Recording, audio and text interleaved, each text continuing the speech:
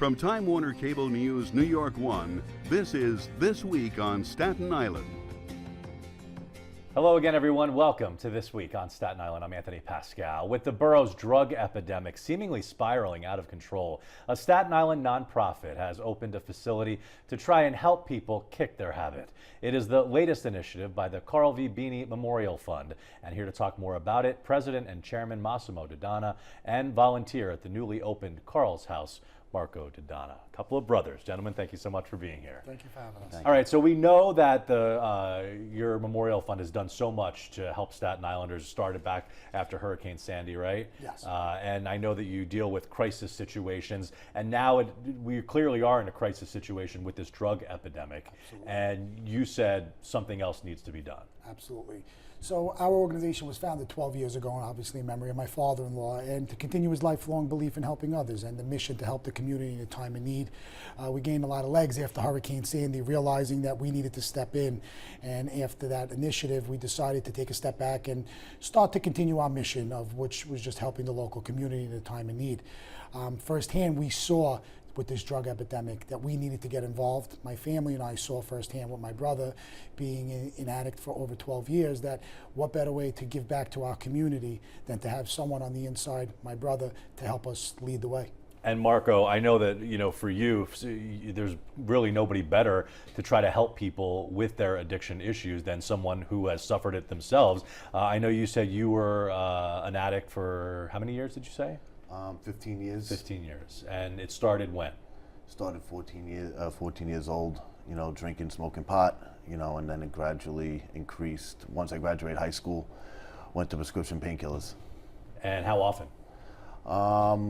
With the prescription painkillers, every day. I was doctor shopping. There was no oversight, in the early 2000s, and I was doctor shopping. And then the government made it harder to doctor shop with this iStop program. You couldn't get the pills as easily. And then what happened? 2012, the iStop came out, and then I went to heroin. And that's pretty much the trend on Staten Island. Yeah, and heroin, as we've seen, becoming increasingly deadly with so many overdoses. So now you decide to open Carl's House, which is not officially opened yet, but you're really close. What is going to be the mission? How are you going to help people through this? The mission is, bridging the gap between addiction and recovery. Everyone at Carl's House is in the recovery community. We can all truly say we've been where you are, and there is a way out.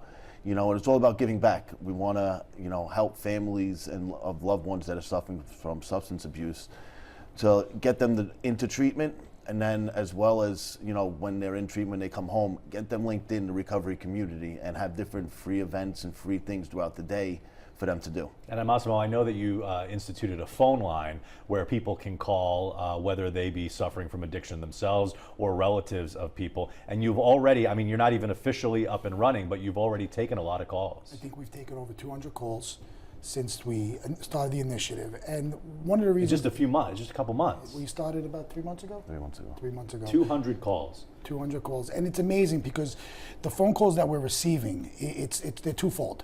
You have the one phone call that comes in that are being handled by Marco and the volunteers of saying I'm an addict and I need help, and then you have the family members saying I have a loved one that needs help.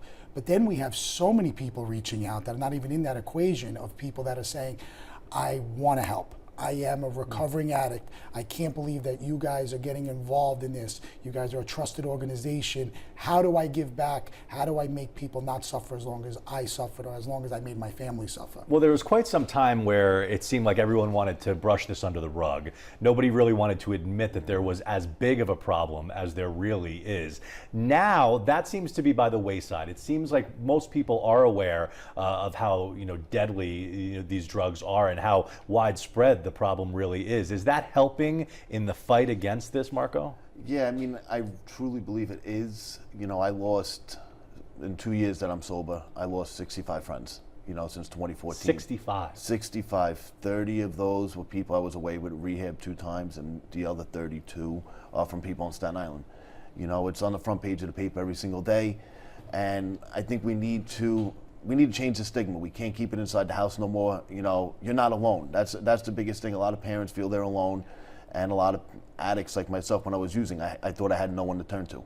Well, it seems like there's also this issue of whether we have enough support services on Staten Island. And I'm assuming part of the reason why you opened Carl's House is because you don't believe that we had sufficient help for people on the island. Well, basically what we thought was, there are a lot of services on Staten Island and throughout the entire city, state, and country, but a lot of people aren't putting it out there because of the fact drugs isn't a topic you want to talk about.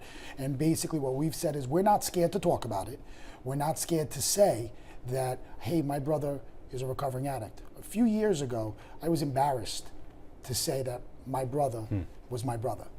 And now I'm proud to say that my brother is a recovering addict. He beat the habit. My family and I are willing to go on the front page of the newspaper, come on TV shows like this and say, hey, it's not okay to say, just don't talk about it. It's okay to say we have a problem. And Marco, you're in essence one of the lucky ones that you have been able to beat it. How long are you clean for? 2 years. 2 years, okay. What we see time and time again is so many people will go into rehab and it's like a revolving door, in and out, in and out. Now people are overdosing and they have this Narcan drug that can reverse the overdose and save people's lives. But then you hear a week or two later, they overdose again. Right. Why is this such a tough battle? I mean, it's an everyday struggle, and a lot of the calls when I answer the phone calls, the parents, I sent my son away twice, but when they come home, I asked them, I said, did you suggest them going outpatient? They say no. I said, did he wind up getting involved in any recovery community or support? They say no. And that's, it happened to me the first time I got clean. I came home from rehab, I just went back to the same friends, people, places, and things. So that's why on the back end, what we're so special in doing is getting the person when they come out of rehab, get them to Carl's House, we'll get him linked in the recovery community, we'll get him the new friends he needs, and you can have fun. You have to leave that life behind. Yeah, you have to 100%. leave those other people behind. Develop a new core of friends, people that will help you instead of trying to drag you back into what you're doing, is what seems to be what you're saying, right? Yes. Massimo, this is your brother. When he was having these issues, when he was, smoking pot, doing prescription pills, like he said, every day, did you and your family members know? The smoking pot, we kind of knew. We saw it and we kind of assumed, like most people on Staten Island, as a big brother and as my mother and father, he'll grow out of it. Then, it goes to drinking. I don't think my family and I realized how bad it was until I think one day Mommy and Daddy came home and you were overdosing on the floor. And that's when we realized that this was really bad. And the course of action that I took, I'm ashamed of. I disowned my brother. I said to my mother, you need to pick between me and your son. And my mother, being the strongest woman I know, said, you will not ask me to pick between you and your brother. If you don't want to speak to him, that's fine. But you are not going to tell me that I can't speak to him and only speak to you. And one of the nice things about our initiative is that if we can get that message out to other brothers or sisters or people that have loved ones in this battle, don't turn your back on them. As much as they hurt you, don't turn your back on them, because I turned my back on him for so long and look how good he is now. And it's interesting you say that, because I've heard other people come here and say kind of the opposite, which is sometimes an addict needs tough love. Yes. They need to fall flat on their face and realize, hey, no one else is here for me. Maybe I do need to change. Where do you see that, Marco? I'm on both sides of that. Yeah. A lot of people say, Because some people will say, hey, let them get arrested. Absolutely. And all that. But you're saying still be there for them. Love them from afar. Just, they're going to do what they want to do, and when they're not going to get help, what Marcos told me, until they're ready for that help. Right. But still be there. Don't enable, but be there. And you said it's kind of a mixture of both? Yeah, it's definitely, you can't enable, but a lot of parents, a lot of phone calls I get, the parents, they wind up kicking the kid out. And then instead of them going to a family member's house, they go to a hotel and then they wind up overdosing and dying. But you can't turn your back 100%, I feel, What are your thoughts on the whole Narcan use and how this is being used now to save a lot of lives?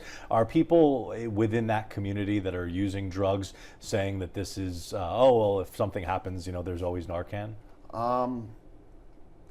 I heard of it. I really don't believe it. I think Narcan's a great thing. The first time I did heroin, I got brought back with Narcan in 2012. So you wouldn't be here today if it wasn't for that? If it wasn't for Narcan, I would not be here. You know, and that was right before it really started getting rolled out. EMS had it.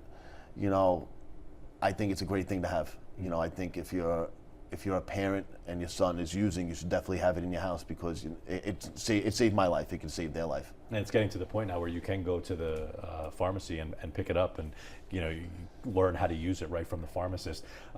Going forward now, Carl's House, not officially open, but if people are watching this, they're an addict themselves, they know somebody who's an addict, how can you help them? Well, basically, at this point, if you're an addict, or you know someone that needs help, you need to reach out. And if it's not just us, to any organization, reach out for help. And also with Carl's House, we're an information center. When you come to us for a second opinion or an option. Say, hey, I spoke to someone, this is what the direction they were steering us in. What's your thought?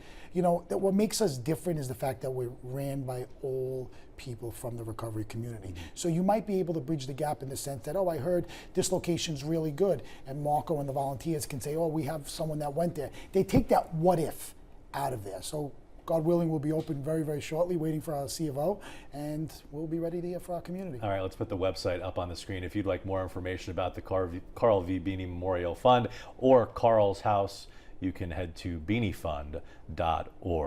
Massimo Dodana, the president of the Bini Fund, thanks for being here. And Marco, good luck with your battle, as I know it continues throughout your life. And I know part of your mission is to pay it forward after you became clean, to help others do the same. Good luck with your mission. Thank you. Gentlemen, thanks so much for being here.